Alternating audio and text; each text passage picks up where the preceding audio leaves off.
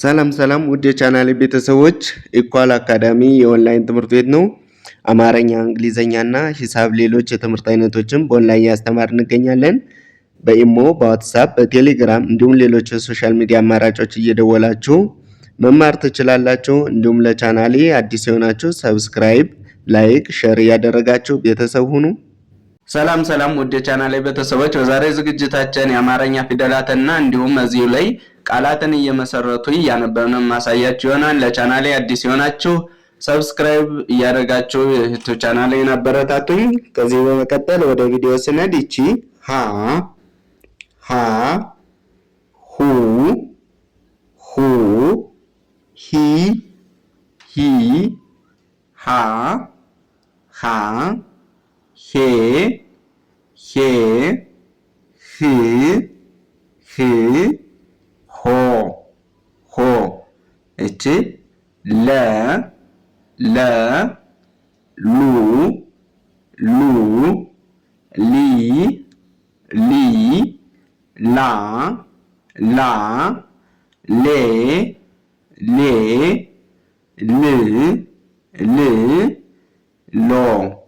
ሎ እቺ ሃ ሁ ሂ ሃ ሄ ህ ሆ እቺ መ ሙ ሚ ማ ሜ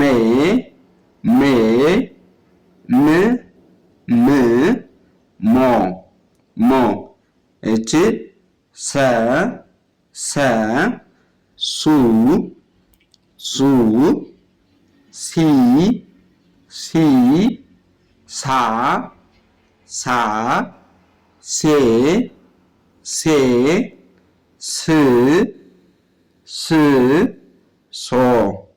ሶ እቺ ረ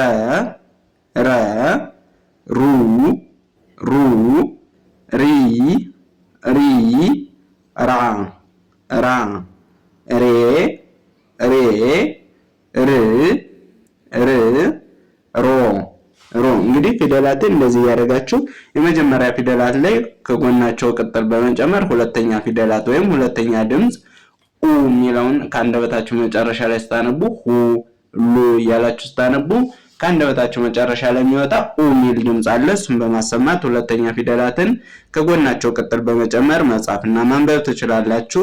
ሶስተኛ ላይ ያሉ ፊደላት ደግሞ እግራቸውን ወደ ቀኝ ሸፈፍ በማድረግ ሶስተኛ ፊደላት መጻፍና ማንበብ ትችላላችሁ። አራተኛ ላይ ባለ ሁለት እግርና ባለ ሶስት እግር ከሆኑ የመጀመሪያ እግራቸው ወይም ደግሞ በግራ በኩል ያለ እግራቸው ያጠራል ማለት ነው።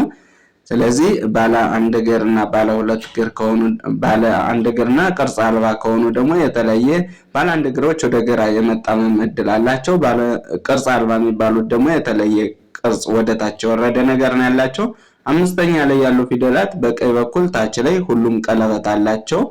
ስድስተኛ ላይ ሁሉም የተለያየ ቅርጽ ነው ያላቸው። ፊደሎችን ድምጻቸውን እኔ ምለውን እያላችሁ መለማመድና መጻፍ ይኖርባቸዋል። ሰባተኛ ላይ ባለ አንድ እግርና ባለ ሁለት እግር ልዩነታቸው ባለ ሁለት እግር ከሆኑ የመጨረሻ እግራቸው ያጠራም፣ ባለ አንድ እግር ከሆኑ ደግሞ አናታቸው ላይ ቀለበት ይኖራቸዋል ማለት ነው። ቅርጽ አልባ የሚባሉት ደግሞ የተለያየ ነው የሚሆናቸው ማለት ነው። ከዚህ በመቀጠል እንግዲህ ቃላቶችን ምናነብ ይሆናል። ከዛ በፊት ግን ኦንላይን መማር ለምትፈልጉ እዚህ በታች አስቀመጥነው ስልክ እየደወላችሁ መማር ትችላላችሁ። እናንተ በምትፈልጉት ጊዜ እናንተ የምትፈልጉትን ትምህርት እያስተማርን እንገኛለን። እየደወላችሁ መማር ትችላላችሁ። ወደ ቃላት መሰረታው ስንሄድ ደግሞ እዚህ ጋር እንግዲህ ሙ ከዛች ሉ እንግዲህ ሙ ማለት የመ ፊደል ሁለተኛ ላይ ያለችዋ ሙ ይች ነች። ከዛ ሉ ስትሄዱ የለ ሁለተኛ ሉ እዚህ ጋር ሙሉ ብላችሁ ተነባላችሁ። እዚህ ጋር ደግሞ ላ ከዛች ም ላ ማለት እንግዲህ እግር አጣራ ናት ብያችኋለሁ። አራተኛ ላይ ያሉ ፊደላት እግር አጣራ ናቸው። የለ አራተኛ ላይ ሄዳችሁ ስታዩ ላ፣ ለ፣ ሉ፣ ሊ፣ ላ እያችኋል። ላ ላ ም ም ማለት ደግሞ የመ ስድስተኛ ፊደል ም የሚል ድምፅ ትወስዳለች። ይች ነች ላ ም ላ ም ብላችሁ ታነባላችሁ። እዚህ ጋር ደግሞ ሁ ሉ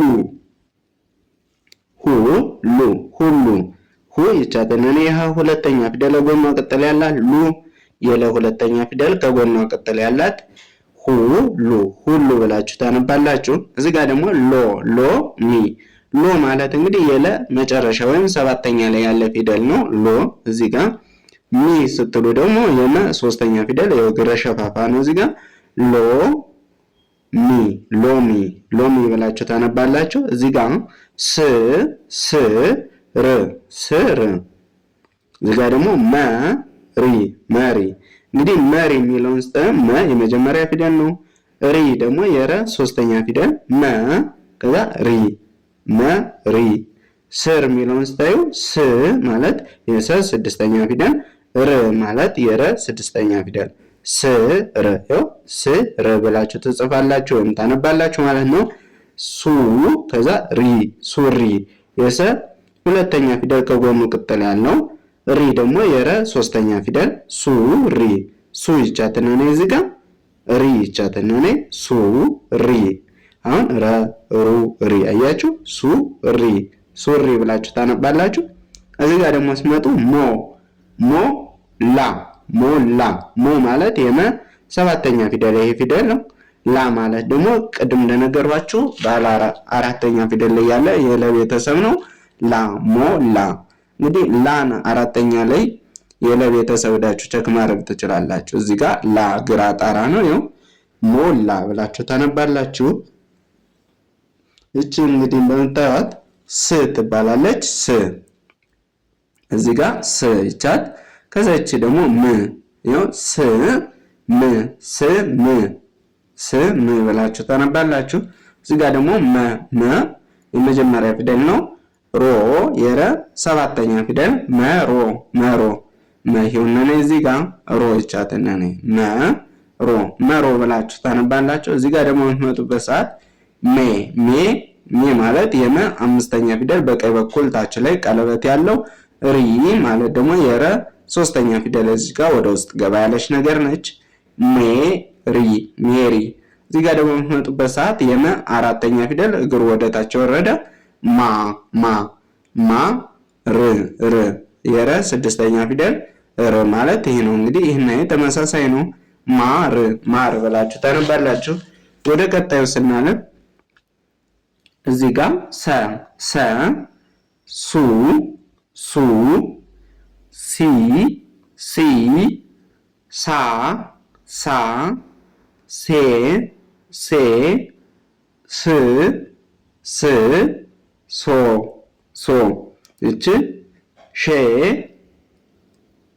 ሼ ሹ ሹ ሺ ሺ ሻ ሻ ሼ ሼ ሽ ሽ ሾ ሾ እቺ ቀ ቀ ቀ ቁ ቁ ቂ ቂ ቃ ቃ ቄ ቄ ቅ ቅ ቆ ቆ እቺ በ በ ቡ ቡ ቢ ቢ ባ ባ ቤ ቤ ብ ብ ቦ ቦ እቺ ቨ ቨ ቡ ቪ ቪ ቫ ቫ ቬ ቬ ቭ ቭ ቮ ቮ እቺ ተ ተ ቱ ቱ ቲ ቲ ታ ታ ቴ ቴ ት ት ቶ ቶ። እንግዲህ ቅድም እንደነገርኳችሁ ባለ ሁለት እግር፣ ባለ አንድ እግር፣ ቅርጽ አልባ፣ ባለ ሶስት እግር የሚባሉትን ፊደሎች መለየት ይኖርባቸዋል። ቅርጻቸው እንዴት ነው የሚለውን ለማወቅ እዚህ ጋር እንግዲህ እንደምታዩቸው ሰ፣ ሸ እነዚህ ባለ ሁለት እግር ናቸው። ቀ ባለ አንድ እግር ነች። በ ባለ ሁለት እግር ናቸው። ተ ባለ አንድ እግር ነች ማለት ነው። ስለዚህ የዚህ የሚለያዩት ምንድን ነው? እንግዲህ ባለ አንድ እግርም ሆኑ ባለ ሁለት እግር ከጎናቸው ሁሉም ከጎናቸው አግድም መስመር ወይም ቅጥል ይኖራቸዋል ማለት ነው። ሁለተኛ ላይ ያሉ ፊደላት።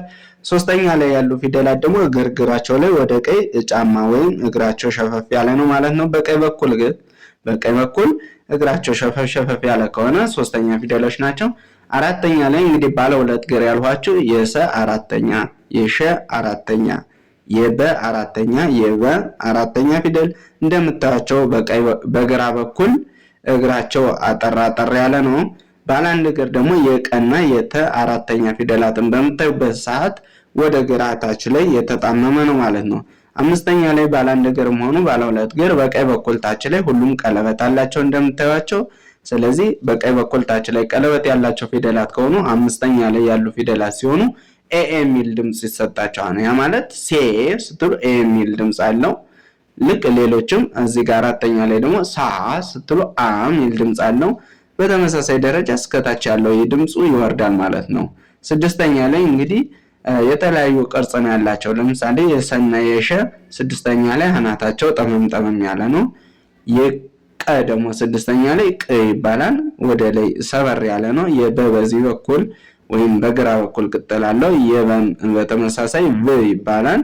የተም ተመሳሳይ ት ይባላል።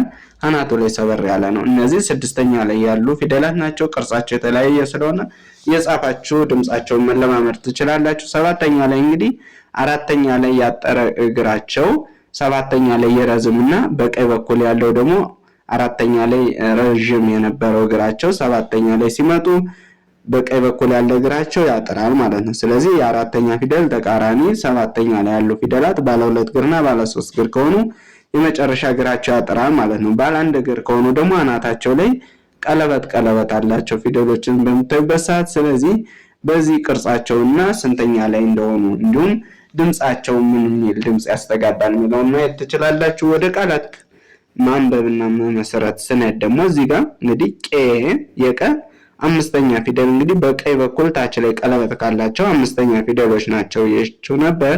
ስለዚህ ቄ ከዛች ስ ቄ ስ ማለት የሰ ስድስተኛ ፊደል ቄ ስ። እዚህ ጋር የምትመጡበት ሰዓት ቀ እንግዲህ ከጎኑ ቅጥል የለውም፣ ግራ ጠማማም አይደለም። ቀ ብላችሁ ታነቡታላችሁ። ከዛች ደግሞ ባ የበ አራተኛ ፊደል በግራ በኩል አጣራ ከሆነ አራተኛ ፊደል ነው ማለት ነው። ቀባ ቀባ። እዚህ ጋር በምትመጡበት ሰዓት አናታቸው ላይ ቀለበት ከሆኑ ሰባተኛ ፊደሎች ናቸው ያችሁ ነበር። ሄዳችሁ ቼክ ስታደርጉ ያው እዚህ ጋር እቺን ፊደል ታገኙታላችሁ። የቀ ሰባተኛ ፊደል ቆ ቆ። ከዛ እቺ ደግሞ ስድስተኛ ቆ ቅ ቆቅ። ሁሎችም የቀ ቤተሰቦች ናቸው። ቆ ከዛ ቅ ቆቅ።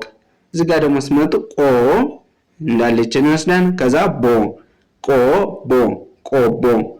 እዚህ ጋር በምትመጡበት ሰዓት የበሁለተኛ ፊደል ከጎኑ ቅጥል ካለው ሁለተኛ ፊደል ነው ብያችሁ ነበር። በቀኝ በኩል ቅጥል ካለው ሁለተኛ ፊደል ነው። ስለዚህ ቡ የበሁለተኛ ስትሄዱ ያው እዚህ ጋር ታገኙታላችሁ ቡ። ከዛ የሸ ስድስተኛ ፊደል ሽ ቡ ሽ ቡሽ ቡሽ። እዚህ ጋር በምትመጡበት ሰዓት የመጀመሪያ ላይ የምታዩት በቀኝ በኩል ታች ላይ ቀለበት ካለው አምስተኛ ፊደል ነው። ያው እዚህ ጀምራችሁ ስትሄዱ በ ቡ ቢ ባ ቤ አምስተኛ ላይ ታገኙታላችሁ ቤ። ከዛች ደግሞ ሶስተኛ ላይ ያው በ ቡ ቢ። አንድ ላይ በምታነቡበት ሰዓት ቤ ቢ ቤቢ ቤቢ ብላችሁ ታነባላችሁ። እዚህ ጋር ደግሞ የምትመጡበት ሰዓት ሁለተኛ ላይ ያለው ፊደሉ ቱ ከጎኑ ቅጥል ያለው ቱ። ከዛች ደግሞ ባለ አንድ እግር ከሆነች ወደ ግራ ትጣመማለች። አራተኛ ፊደል ብያችሁ ነበር። ሄዳችሁ ቼክ ስታደርጉ አራተኛ ላይ ታገኙታላችሁ ቱ ታ ቱታ ብላችሁ ታነባላችሁ ቱ ታ።